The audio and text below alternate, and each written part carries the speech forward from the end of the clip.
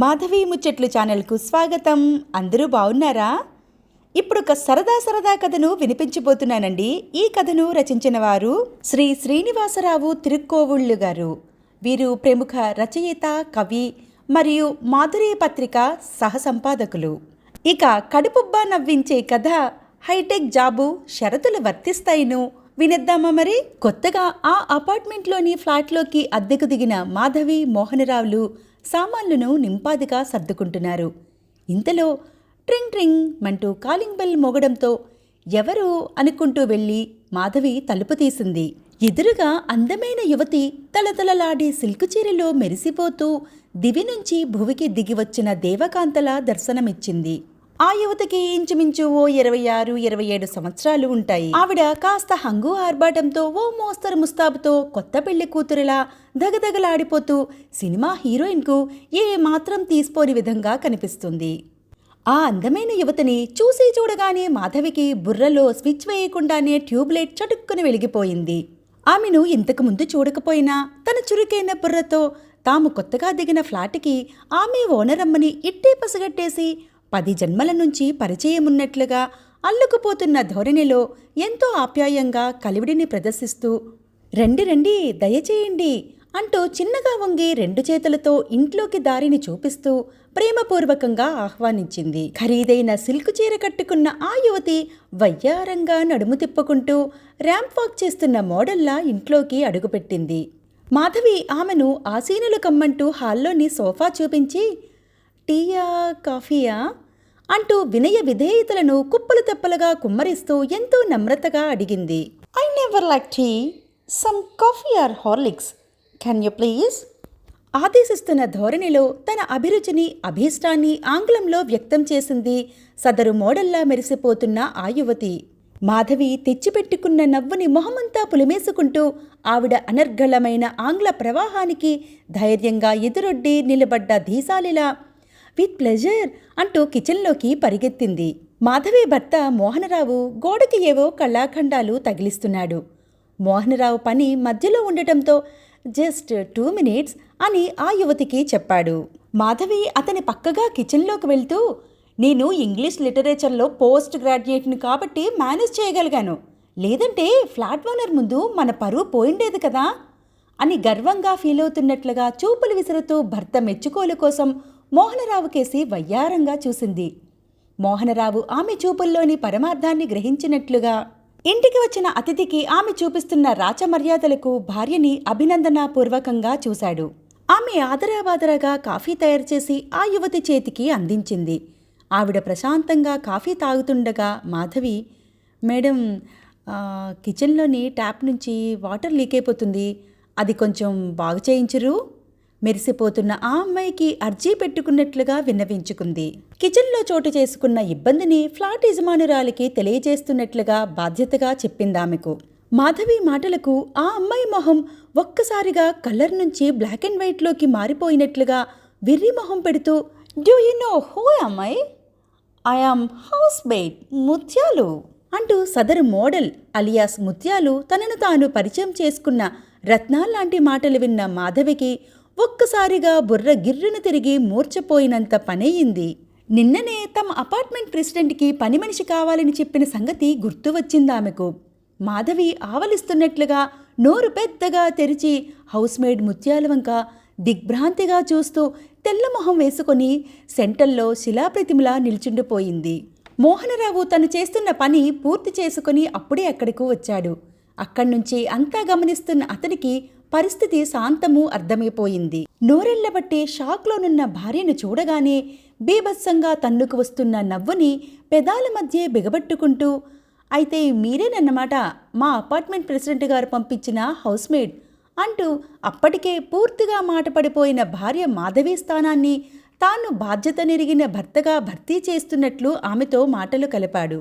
హౌస్మేడ్ ముత్యాలు కొయ్య బొమ్మలా బిగుసపోయిన మాధవిని చూస్తూ మేడం గారు, అలా ఎక్కువసేపు నోరు తెరిచి ఉంచకండి, అసలే ఈ ఏరియాలో ఈగలు దోమలు ఎక్కువ అంటూ సమాచారాన్ని అందిస్తున్నట్లుగా హెచ్చరిక జారీ చేసింది. ఆమె మోహనరావుని చూస్తూ ఏంటి సార్, మేడం షోకేస్లో బొమ్మలా అలా ఉండిపోయారు అంటూ నిశ్శబ్దంగా ఉండిపోయిన మాధవిని ఉద్దేశిస్తూ అడిగింది. అనుకోని ఉపద్రవాలు, విపత్కర సంఘటనలు సంభవించినప్పుడు తనలాగే రియాక్ట్ అవుతుందిలేండి, కొంత సమయానికి తనే కోలుకుంటుంది అంటూ మోహనరావు భార్యని నెమ్మదిగా నడిపించి సోఫాలో తన పక్కన కూర్చోబెట్టాడు. మాధవి పని మనిషి ముత్యాలు ఇచ్చిన షాక్ నుంచి ఇంకా తేరుకున్నట్లుగా లేదు.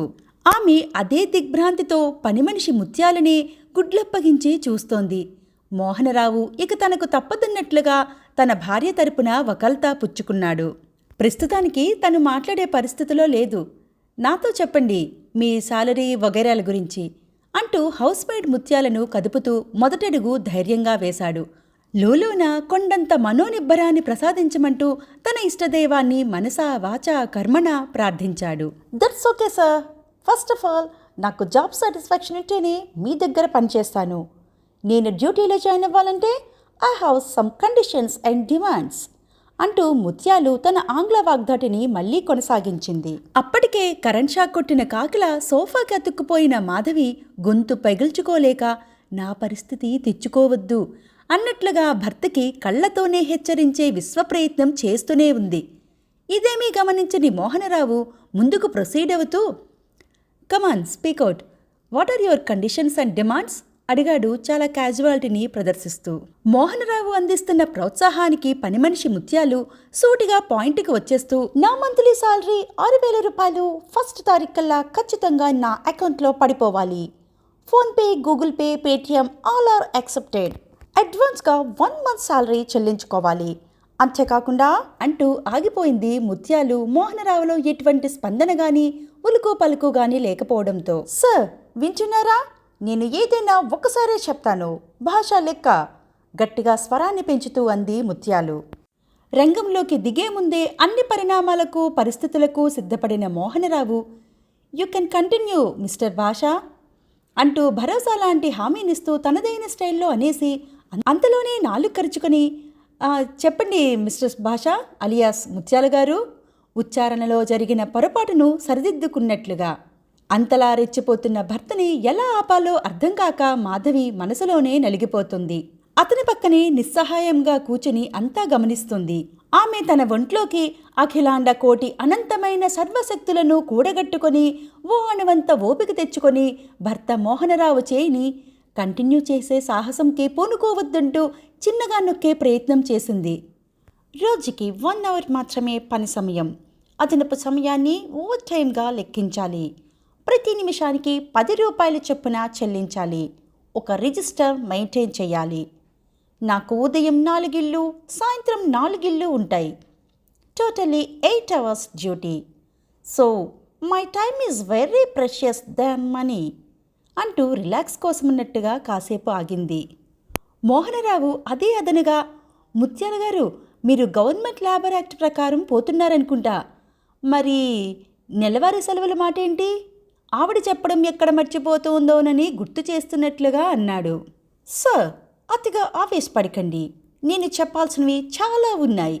మీ ఆరోగ్యాన్ని దృష్టిలో పెట్టుకుని ఒక్కొక్కటి చెప్తున్నాను. వారానికి 1 రోజు సెలవు తీసుకుంటాను. అది ఏ రోజునది ముందుగా చెప్పడం కుదరదు. అంతేకాదు మీరు రోజు తాగినా తాగకపోయినా నా కోసం మస్ట్ అండ్ షుడ్గా కాఫీ మరియు టిఫిన్ చేసి పెట్టాల్సిందే. అలాగే సంవత్సరానికి సంక్రాంతి మరియు దసరాలకి 3,000 రూపాయలకు తక్కువ కాకుండా చీర పెట్టాలి. ఈ 2 పండుగలకి 1 మంత్ శాలరీ బోనస్గా ఇచ్చుకోవాల్సి ఉంటుంది అంటూ ముత్యాలు తన ఆయాసాన్ని తీర్చుకోవడానికి మళ్ళీ కొన్ని క్షణాలు ఆగింది. మోహనరావుకి అప్పటికే కళ్ల ముందర దృశ్యాలన్నీ తలకిందులుగా వేలాడుతూ కనిపిస్తున్నా అతి కష్టం మీద సంభాళించుకొని, మరి దసరాకి బోనస్తో పాటు దసరా మామూళ్ళు గట్రా ఇవ్వనవసరం లేదు కదా అంటూ ఎక్కడో మిణుకుమిణుకుమంటూ వెలిగి ఆరిపోతున్న సంశయంతో కొత్త విషయాన్ని ఆమె ముందు ప్రవేశపెట్టాడు. వై నాట్, అది మా జన్మ హక్కు. దసరా మా హక్కుల పాలిట ఆసరా. దసరా మామూళ్ళు అనే ధమాకా కంపల్సరీ. దసరా మామూళ్ళు 3,000 రూపాయలకు తక్కువ కాకుండా ముట్టజెప్పి మమ్మానందింపచేయాలి అంది ముత్యాలు దసరా పండుగలోని విశిష్టతను ప్రాధాన్యతను కూలంకషంగా విశదీకరిస్తూ. మోహనరావు ఏమాత్రం ఠారెత్తిపోకుండా గుండెను రాయి చేసుకుంటూ, నీ డిమాండ్స్ ఇంతేనా, ఇంకా ఏమైనా ఉన్నాయా? ఎక్కడో పొదుపుగా దాచుకున్న కూసింత ఓర్పుతో ప్రశ్నించాడు. ఎందుకు లేవు సార్? ముత్యాలు మోహన్ రావుకి నిదానంగా బదులిచ్చింది. అంతవరకు అరాచకమైన అణిచివేతకు గురవుతున్న అతనిలోని సహనం ఒక్కసారిగా ఉవ్వెత్తున ఎగిసిపడ్డట్టుగా, నీ ఆగడాలకి ఊచకోతికి అంతే లేదా అని పెద్దగా అరిచి చెప్దామనుకుని సుసంపన్నంగా లేని సర్వశక్తుల సాయంతో ఆవేశాన్ని గొంతులోనే మింగేస్తూ చిన్నగా గొణుక్కున్నాడు. మోహనరావుని ఏమాత్రం పట్టించుకోని ముత్యాలు తన డిమాండ్ల జాబితా పర్వానికి కొనసాగింపుకి ఇప్పుడిప్పుడే ముగింపు లేదన్నట్లుగా, అంతేకాదు మీ ఇంట్లో నేను పని చేస్తున్నప్పుడు ఏవైనా ప్రమాదాలు సంభవించవచ్చు, అందుకుగాను యాక్సిడెంట్ ఇన్సూరెన్స్ నిమిత్తం నెలకు ఓ 200 రూపాయలు అదనం అంది, తన భవిష్యత్తును, తన కుటుంబపు భవిష్యత్తును దృష్టిలో పెట్టుకుంటూ. ముత్యాలు గుంతెమ్మ డిమాండ్లకు మోహనరావులో శరీరంలో ఎక్కడో తనకు తెలియకుండానే చిన్నగా వణుకు మొదలైంది. ముత్యాలలో అనవసర భయాన్ని పారద్రోలుతున్నట్లుగా, అయినా మా ఇంట్లో ఏ ప్రమాదాలు జరుగుతాయని ఈ ఇన్సూరెన్స్ స్కీమ్? బోలెడంత ఆశ్చర్యాన్ని వెళ్ళగక్కుతూ ముఖాన్ని ప్రశ్నార్థకంగా పెట్టాడు. ఖచ్చితంగా జరగవని మీరెలా చెప్పగలరు? గిన్నెలు తోమేటప్పుడు చేతులు తెగిపోవచ్చు. నేను మీ ఇంట్లో ఉన్నప్పుడు గ్యాస్ సిలిండర్ డామ్మని పేలిపోవచ్చు.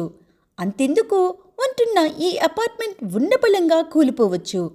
అందుకని ఇన్సూరెన్స్కి ఎవ్రీ మంత్ మనీ పే చేయాల్సిందే అంటూ కరాఖండిగా ఇన్సూరెన్స్ విషయాన్ని గట్టిగా నొక్కి వక్కాణిస్తున్నట్లుగా చెప్తూ ముత్యాలు మరింత ఎఫెక్ట్ కోసం ఎదురుగా ఉన్న టీపాయ్ని బలంగా గుద్దింది. ఆ దెబ్బకి ఒక్క టీపాయ్ కాస్త 2గా చీలిపోయింది. అమ్మయ్యా, టీపాయ్ పోతే పోయింది, ఇప్పటికి పూర్తయిందన్నమాట నీ చాంతాడంత కండిషన్స్ అండ్ డిమాండ్ల లిస్టు అంటూ మోహనరావు రిలాక్స్గా ఊపిరి పీల్చుకున్నాడు. మోహనరావులోని ఆశకి ముత్యాలు అడ్డంగా అడ్డుపడిపోతూ, ఆగండి సార్, నన్ను పూర్తిగా చెప్పనిస్తారా లేదా? ఈ ముత్యాల దగ్గర మీ అత్యాశకి స్థానం దొరుకుతుందని ఎలా అనుకుంటున్నారు? కయ్యమని ఇంతెత్తున లేస్తూ మోహనరావు మీద చిటపటలాడింది. మోహనరావు వెర్రి మొహమేసుకుని అతి కష్టం మీద గుండె దిటవ చేసుకుని నోట్లో మాట బయటికి పెగిల్చుకోలేక ఒంట్లోని నరాలన్నీ కట్టయిపోయినట్లుగా, ఇంకా ఉన్నాయా తల్లి అని ముత్యాల వైపు అయోమయంగా చూస్తూ నీరసంగా అన్నాడు. నా సాలరీకి 6,000 రూపాయలు అదనంగా ఓ 10% అంటే ఓ 600 రూపాయలు జీఎస్టీ అదనంగా చేర్చుకోండి. అలాగే రోజు నేనిక్కడికి రావడానికి ట్రావెలింగ్ అలవెన్స్ నిమిత్తం నెల నెల ఓ 1000 రూపాయలు అంతే సార్. ముక్తాయింపుగా ముగింపుని ప్రకటిస్తూ అతని నిర్ణయానికే మోహనరావు కోసం చూసింది. అంతవరకు అక్కడే ఉన్న మోహనరావు ఆమెకు ఎదురుగా కనిపించలేదు. చుట్టూ చూసింది. మోహనరావు అక్కడే కిందపడి పదునైన బాణాలు తగిలిన చకోర పక్షిలా గిలగిలా కొట్టుకుంటున్నాడు.